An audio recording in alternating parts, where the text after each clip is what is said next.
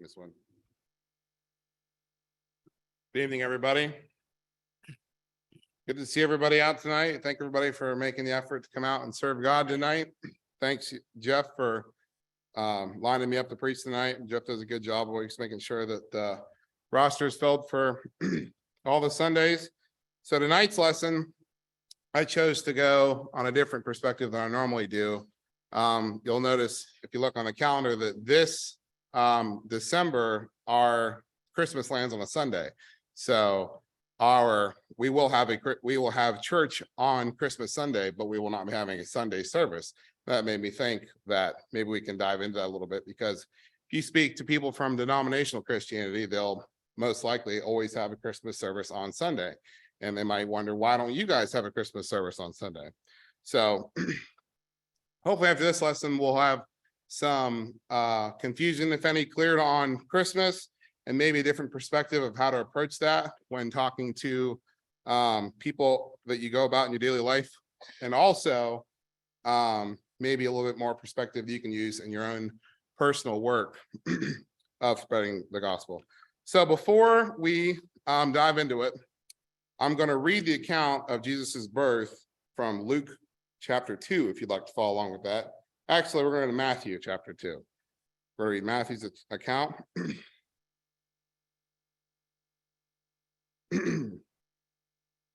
Starting in verse 2, we'll read all the way to chapter 12. After Jesus was born in Bethlehem in Judea during the time of King Herod, Magi from east came to Jerusalem and asked, "Where is the one who has been born King of the Jews? We saw his star when it rose and come to worship him." When King Herod heard this, he was disturbed, and all Jerusalem with him.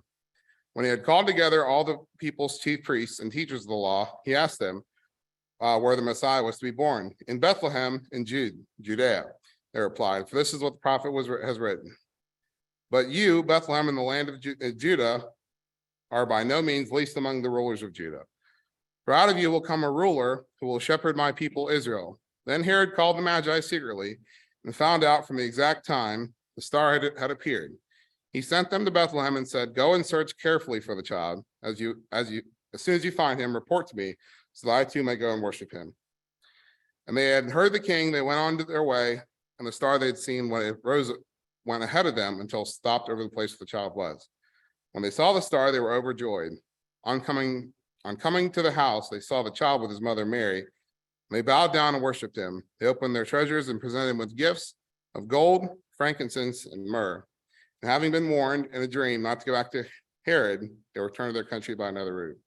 So after that, Joseph, Mary, and Jesus then go to Egypt to escape the persecution of Herod.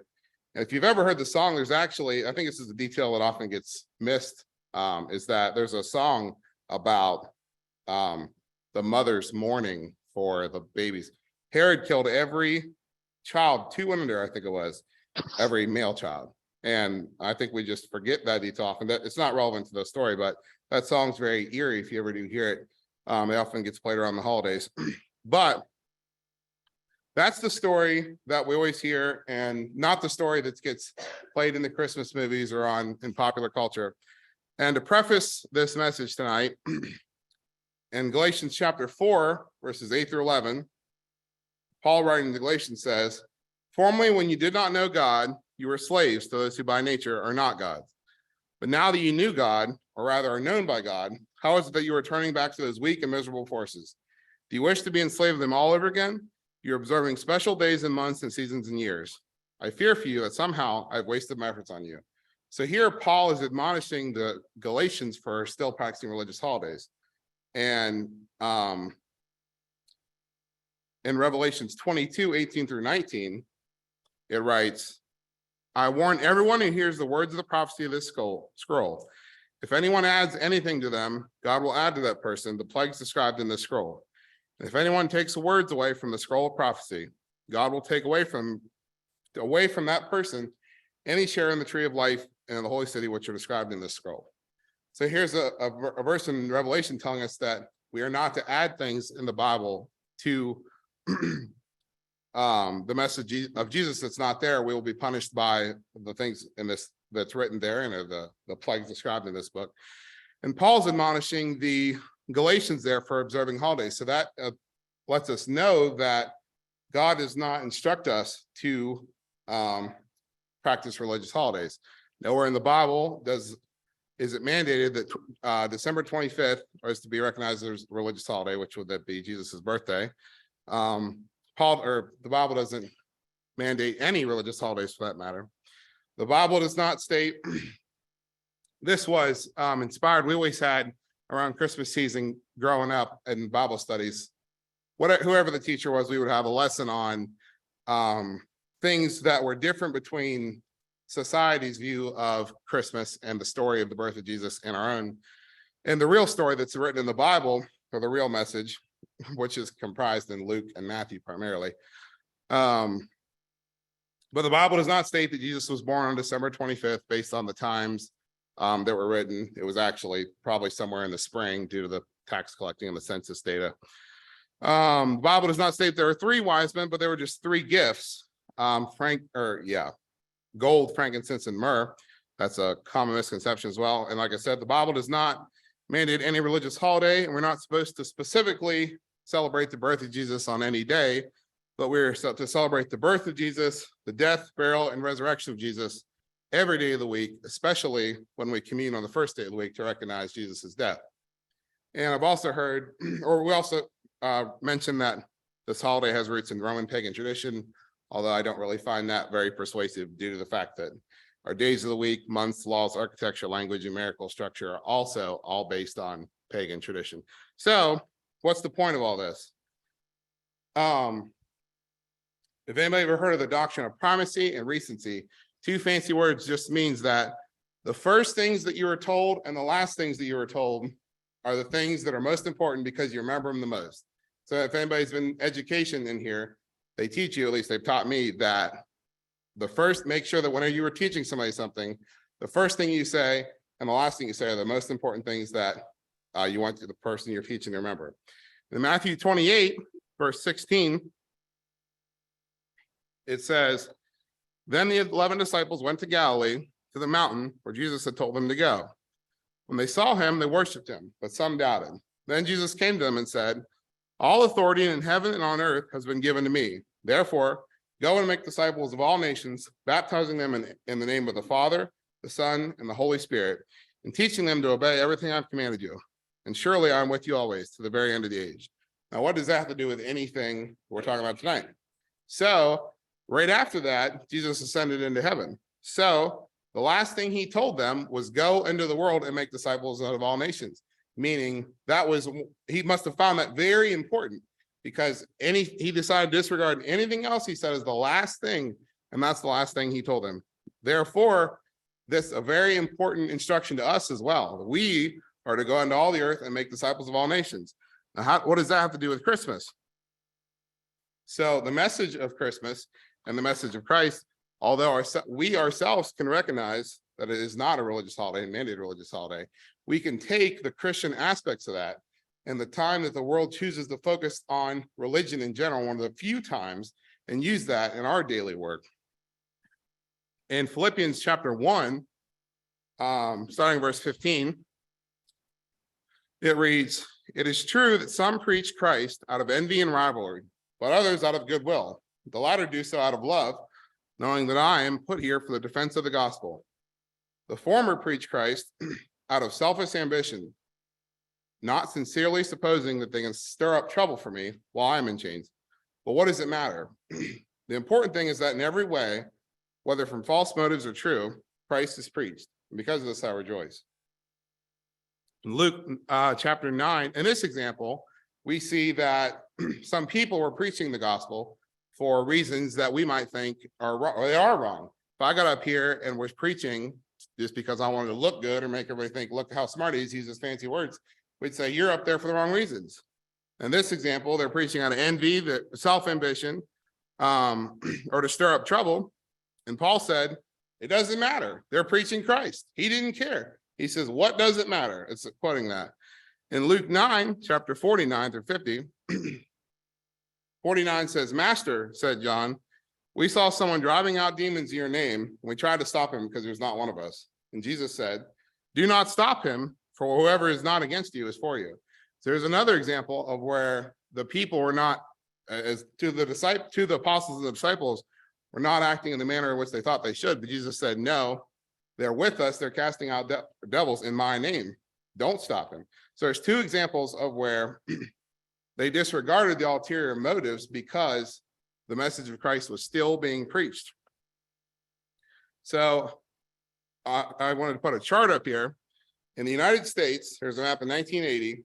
You can see that 65, this is not a surprise to anybody, 65% of the country was Protestant, 7% was Catholic, and maybe 6% was not irreligious or something else.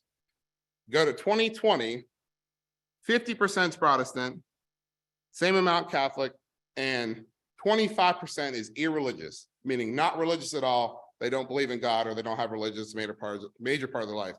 If you see the orange and the red and the green stripe, that's where the trend's going. So by 2035, if things go the way they are, 40% of the country will be irreligious, meaning they do not have God as a major part of their life. Now, this country is not the chosen people. We're all Christians, just like Christians anywhere in the world.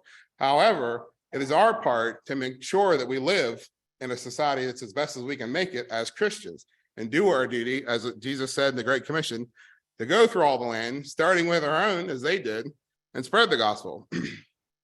So if there's 1 or 2 or 3 times a year, Christmas probably being the biggest time, and Christmas being Christmas, Thanksgiving, New Year's, those holidays where religion is on the forefront of people's minds, Christian values are being preached and taught, we can ourselves recognize that this is not a religious holiday that's mandated by God. However, we can use those aspects that are taught in this season to use it to our advantage.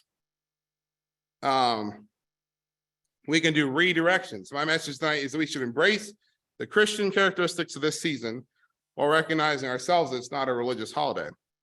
So this holiday season is one time a year. I'll have this on the next slide.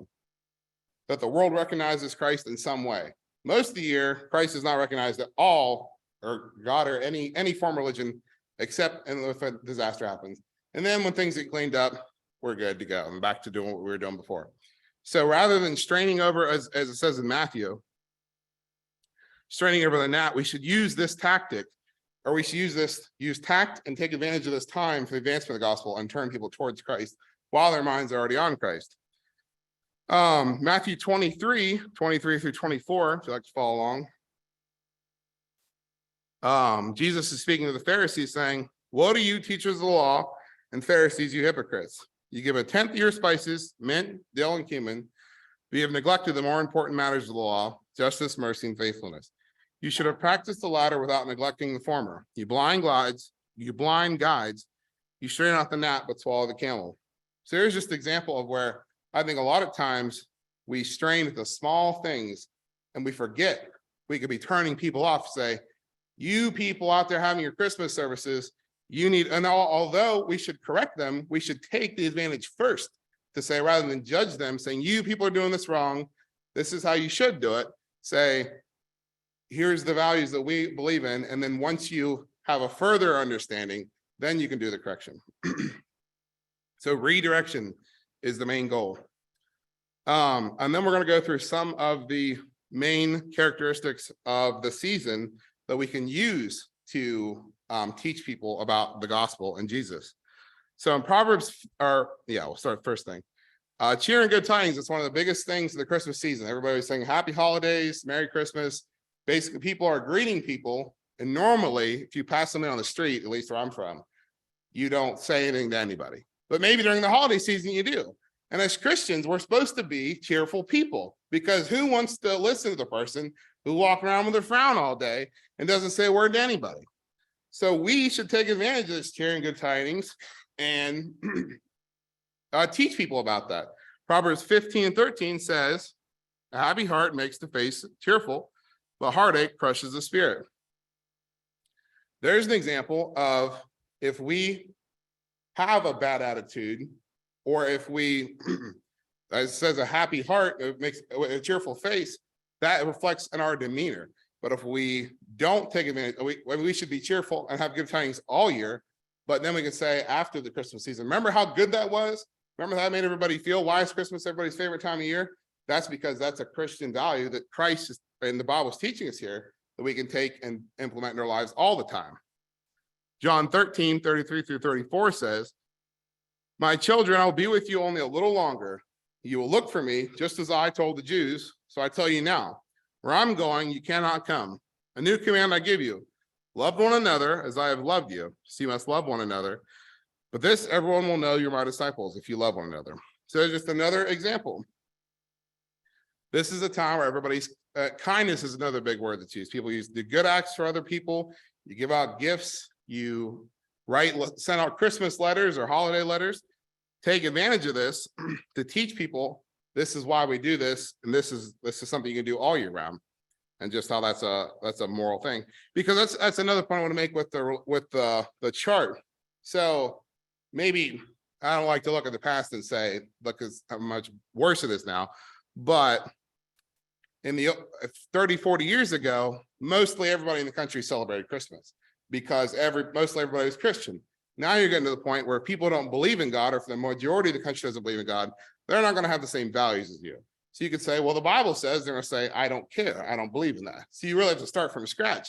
This is another reason why we can take advantage of this point to redirect and turn people towards God. Charity is another big thing. Everybody's seen the people at Walmart and Sam's Club ringing the bells. Who's ever put $1 in the basket? Well, Jesus says several times throughout the Bible that we are to give, and we'll go through those verses. But this is one of the times of the year that people decide to give. This is called the giving season. Francis of Assisi is an old saint, says, "For it is in giving that we receive." It's a profound point. You don't usually think it. You're thinking, I'm giving something, I'm losing it, but we really get not physical, like spiritual gifts when we give physical gifts. 1 John 3:16 says, "This is how we know what love is. Jesus Christ laid down his life for us, and we ought to lay down our lives for our brothers and sisters. If anyone has material possessions and sees a brother or sister in need but has no pity on them, how can the love of God be in that person? Dear children, let us not love with words or speech, but with actions and in truth." Here's another example of reflected in this season of where people do good acts for others, give gifts, give money to charity, do things they wouldn't do most of the year. So we should capitalize on that mentality and just show how that's a good thing, rather than say, well, doesn't say that there were 3 wise men. You say, this is a good thing, and this is something we should do all year round. Another verse where Jesus commands giving, Matthew 25, verse 34. "Then the king will say to those on his right, 'Come, you who are blessed by my Father, take your inheritance, the kingdom prepared for you since the creation of the world. For I was hungry, and you gave me something to eat. I was thirsty, and you gave me something to drink. I was a stranger, and you invited me in. I needed clothes, and you clothed me. I was sick, and you looked after me. I was in prison, and you came to visit me.' Then the righteous will answer him, 'Lord, when did we see you hungry and feed you, or thirsty, and you gave me something to drink? When did we see you a stranger and invite you in, or needing clothes and clothe you? When did we see you sick or in prison and go to visit you?' The king will reply, 'Truly I tell you, whatever you did for one of the least of these brothers and sisters of mine, you did for me.'" This is a verse that really gets to me because I live in a city where there are homeless people everywhere. And I just think, what if you're standing there on Judgment Day and you see that person there and he says, "Remember when you passed me at the stop sign and you didn't give me any money?" And you point to this verse. He said, "Whatever you did to the least of me," that's Jesus standing there at that sign. That's what this verse says. This verse is one that always hits me right in the chest. And I know that this is just another reflective of the season. When people donate to the Toys for Tots or all those charities, that we should say, man, these are good things that we should support ourselves rather than strain the gnats. Forgiveness. This is a forgiving season. There's lots of Christmas stories that talk about forgiveness. I know the Christmas Carol is one with Scrooge, and he goes to the tombstone at the end of the story, and he sees his name on the tombstone, And it really hits him because he remembers, I will die someday, but all the things you did, you'll be held accountable for. And then he sees that tombstone. That really makes you think, man, that fight and that thing that guy did to me that one time really doesn't matter because he was dead. There's this tombstone, his name on it, but he did not forgive him. That's a message that comes out of this season as well. Matthew 5:21 through 24. You have heard it that it was said to the people long ago, you shall not murder. Anyone who murders will be subject to the judgment.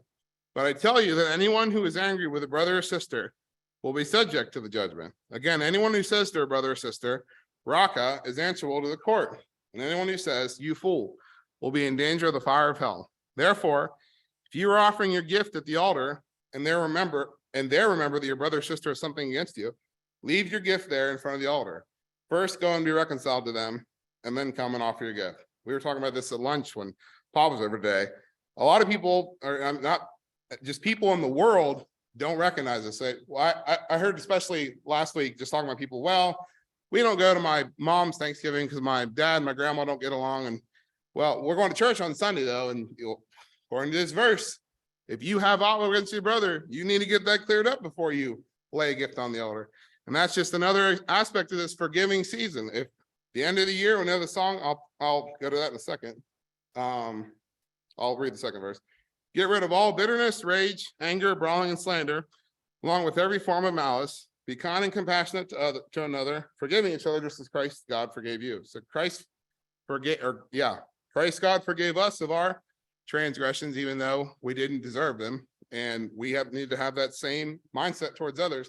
And this is a season where people forgive oughts against another and come together to celebrate the good aspects of kindness, charity, cheerfulness.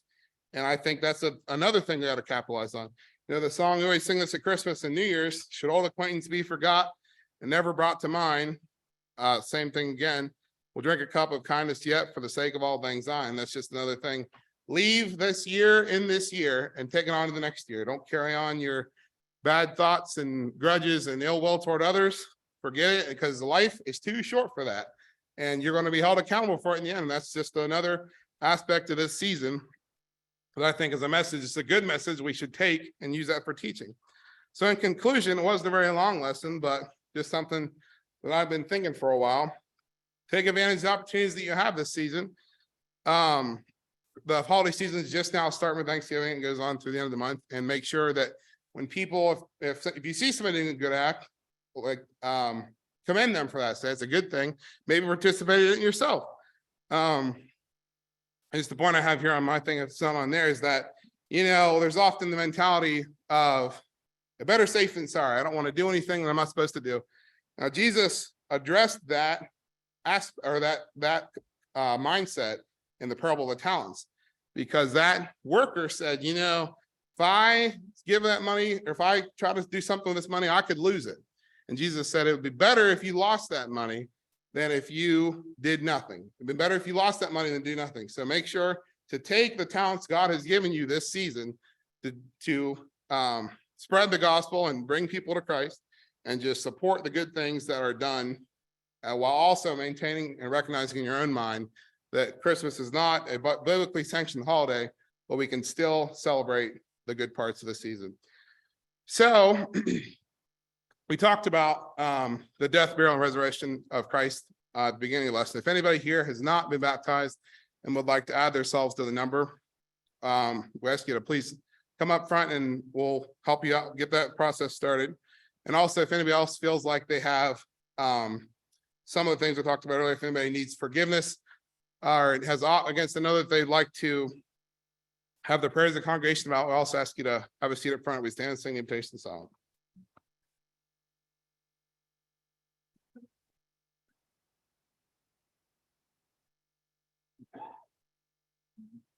Would you live for Jesus and he